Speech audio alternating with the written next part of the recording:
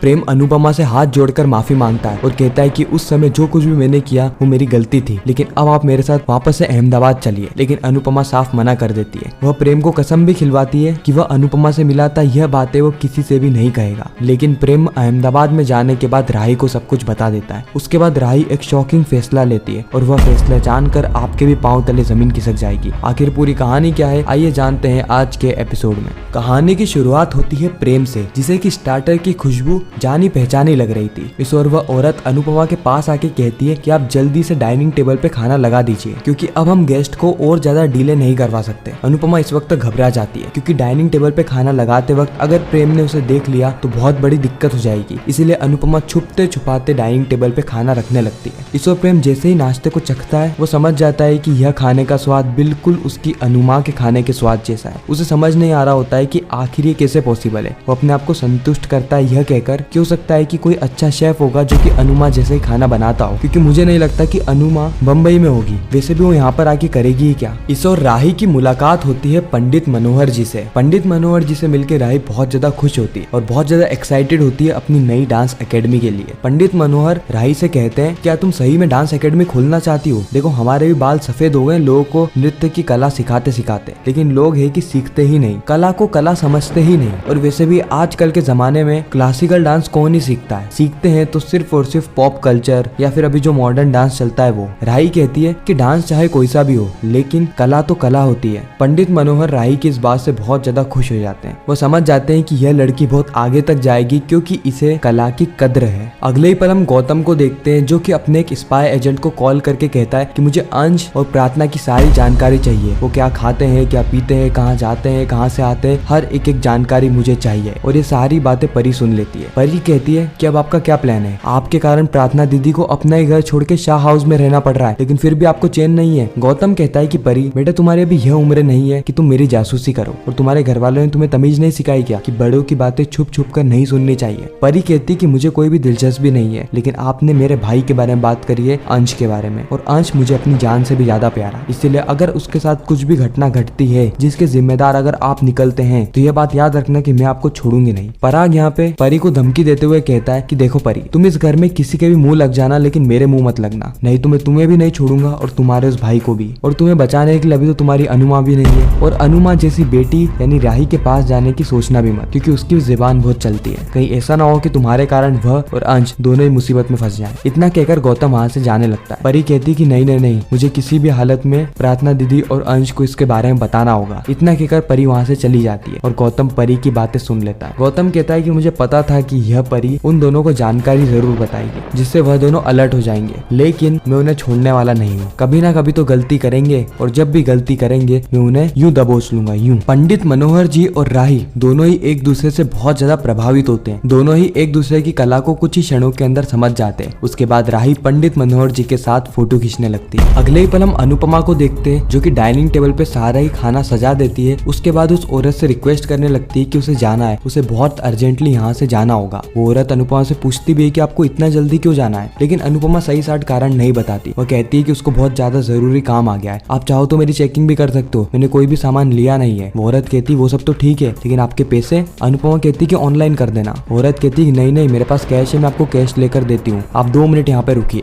और अनुपमा वापस से किचन में जाके छुप जाती है। प्रेम जल्दी जल्दी डाइनिंग टेबल पे बैठता है और खाने को टेस्ट करने लगता है, क्योंकि प्रेम को अभी भी श्योरिटी नहीं थी कि यह खाना उसकी अनुमा ने बनाया है या फिर किसी और शेफ ने। जैसे प्रेम खाने को टेस्ट करता है वो समझ जाता है कि यह खाना तो बिल्कुल अनुमा के खाने के जैसा ही है, यानी इसका टेस्ट और अनुमा के खाने का टेस्ट बिल्कुल सेम है। इस और वह औरत आके अनुपमा को पैसे दे देती है। अनुपमा कहती है कि आप मेरा बैग चेक कर लीजिए। औरत कहती है कि यह सब कह के हमें शर्मिंदा मत कीजिए, और अनुपमा प्रेम के पीछे से घर से बाहर निकलने लगती है। लेकिन इस वक्त तक प्रेम ने एक कांच के जरिए अनुपमा का चेहरा देख लिया था। प्रेम कहता है कि माँ, ये माँ ही है, ये अनुमा ही है। वो मुंबई में। अनुपमा रोते रोते घर से बाहर जाती है और अपने आप से ही कहती कि अनुपमा तू रो क्यों रही है, तुझे तो उल्टा खुश होना चाहिए कि तेरा दामाद और तेरी बेटी दोनों ही खुश है और अपनी जिंदगी अच्छे से जी रहे हैं, और भगवान की कृपा से आज तो उसने तेरे हाथ का खाना भी खा लिया। तुझे रोना नहीं है, तुझे रोना नहीं है, तुझे अपनी पुरानी जिंदगी में लौट कर नहीं जाना अनुपमा, नहीं जाना। इतना में अनुपमा की एक ठेले वाले से टक्कर हो जाती है, जिसके चलते अनुपमा को जो पैसे मिले थे वो रोड पे बिखर जाते हैं। अनुपमा जैसे ही पैसे उठाती है उसी वक्त वहाँ पर प्रेम आ जाता है। प्रेम को देखकर अनुपमा हक्की बक्की रह जाती है और वहाँ से दूर भागने लगती है, लेकिन लेकिन बीच में ही अनुपमा गिर जाती है। प्रेम दौड़ा दौड़ा जाता है और अनुपमा को संभालता है। इस वक्त तक राही बार बार प्रेम को कॉल कर रही होती है ताकि राही उसकी और पंडित मनोहर जी की मुलाकात को बता सके,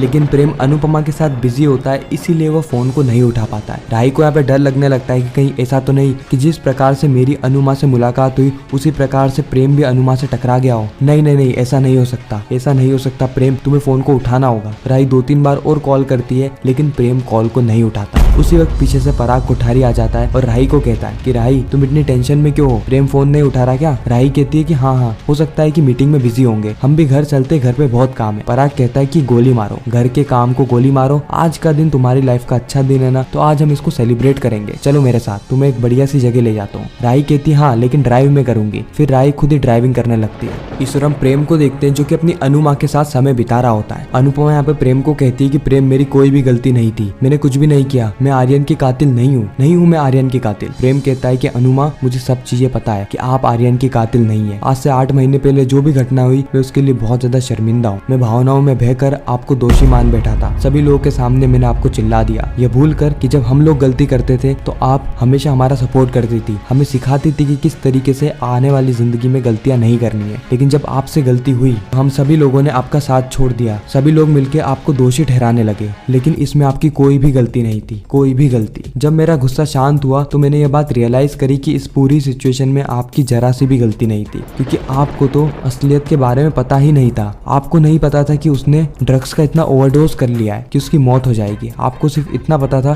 कि आर्यन ड्रग्स लेता है, और आप तो अगले दिन आके बताने भी वाली थी। अनुपमा कहती कि थैंक यू प्रेम, मुझे समझने के लिए। अगले ही पल हम पराग को देखते हैं जो कि राही को लेकर एक वड़ा पाव वाले के यहाँ आ जाता है। पराग कहता है कि प्रेम वहाँ पे मुंबई में एंजॉय कर रहा है तो हम यहाँ पर एंजॉय करेंगे, यहाँ पर हम बम्बई का फेमस वड़ा पाव खाएंगे। राही मन ही मन में कहती है कि बम्बई और अनुमा से मेरा पीछा छूट क्यों नहीं रहा है। मैं अनुमा को और बम्बई को अपनी जिंदगी में दोबारा नहीं लाना चाहती। इस और हम प्रेम और अनुपमा को देखते हैं जहाँ पर यह दोनों बहुत ज्यादा खुश होते हैं। प्रेम कहता है कि अनुमा, मैं ये सारी चीजें राही को बताऊंगा, और जैसे ही राही को ये चीजें पता चलेगी वो दौड़ी दौड़ी यहाँ पर आ जाएगी। हालांकि वो आपसे नाराज है, लेकिन मुझे पता है कि उसको आपकी खबर मिलेगी तो उसके अंदर की बेटी वापस से जाग जाएगी और वो आपसे मिलकर बहुत ज्यादा खुश होएगी। आपको पता नहीं है कि उसकी जिंदगी में भी अब खुशियां बहुत कम आती है, लेकिन मुझे पता है ना, अगर आप उसकी जिंदगी में आ जाएगी तो खुशियां वापस से आ जाएगी। अनुपमा यहाँ पे चुपचाप होती है क्योंकि वह जानती है कि उसकी राही से मुलाकात हो चुकी है और राही किस कदर उससे नफरत करती है। अनुपमा प्रेम का हाथ उठाती है और अपने सर पे रख के कहती है कि प्रेम, तुझे मेरी कसम खानी होगी कि तू मुझसे मिला है, यह बात तू राही को और पूरे परिवार में से किसी को भी नहीं बताएगा, किसी को भी नहीं, मतलब किसी को भी नहीं। और प्रेम को मजबूरन अनुपमा को यह कसम देनी ही पड़ती है। हालांकि प्रेम नहीं चाहता था, प्रेम चाहता था कि वो राही को जाके सारी ही चीजें बता दे, लेकिन अनुपमा के दबाव के चलते उसे सारी ही बातें अब राही से छुपानी पड़ेगी। साथ ही अनुपमा यह भी कहती है कि वह नहीं चाहती कि वह अपने अतीत में वापस जाए। उसने अपनी नई जिंदगी की शुरुआत कर दी है और वह अब अपनी आने वाली जिंदगी भी बम्बई में ही बिताने वाली है। इस और राही पराग के साथ खुश होती है तो दूसरी ओर प्रेम अनुपमा के साथ। और इसी के साथ ही खूबसूरत एपिसोड भी यहाँ पे खत्म हो जाता है। आपको यह रिकेप कैसा लगा कमेंट सेक्शन में जरूर बताना। मैं मिलता हूँ किसी नेक्स्ट इंटरेस्टिंग वीडियो में, जब तक के लिए गुड बाय।